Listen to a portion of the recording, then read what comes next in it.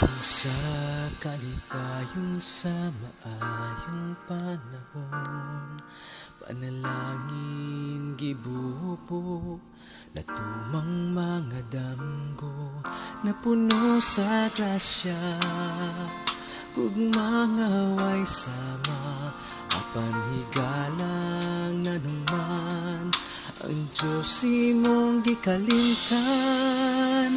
Ayaw kalimot igsuon sa matag higayon, sa ilalom sa iyang pako magpasilong. Duol ka niya sang pita siya, di cute siya mo piya, ubanan ka sa kalipay ug kalisdanan, luwason pagpasidunggan. Ayaw kalimot igsuon.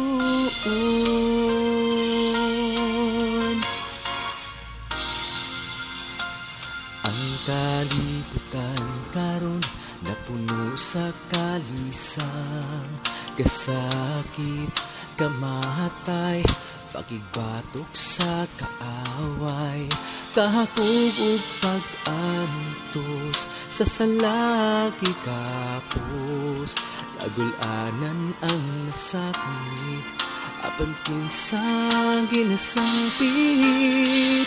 Ayaw kalimot igsuon sa matag higayon, sa ilalom sa iyang pako magpasilong. Duol ka niya sang pita siya, di cute siya mo piya, ubanan ka sa kalipay ug kalisdanan, luwason pagpasidunggan.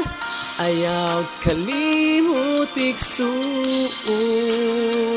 Ayaw kitugot na ang kahadlok sa kamatayon,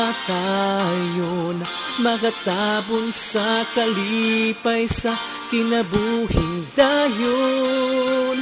Nakalimot na baka sa gahom sa amahan, siya mao ang dalang panan, busa salig tasig lang. Ayaw kalimot igsuon sa matag higayon, sa ilalom sa iyang pako magpasilong. Duol ka niya sang pita siya, di cute siya mo piya, ubanan ka sa kalipay ug kalisdanan, luwason pagpasidunggan. Ayaw kalimot igsuon. Ayaw kalimot igsuon.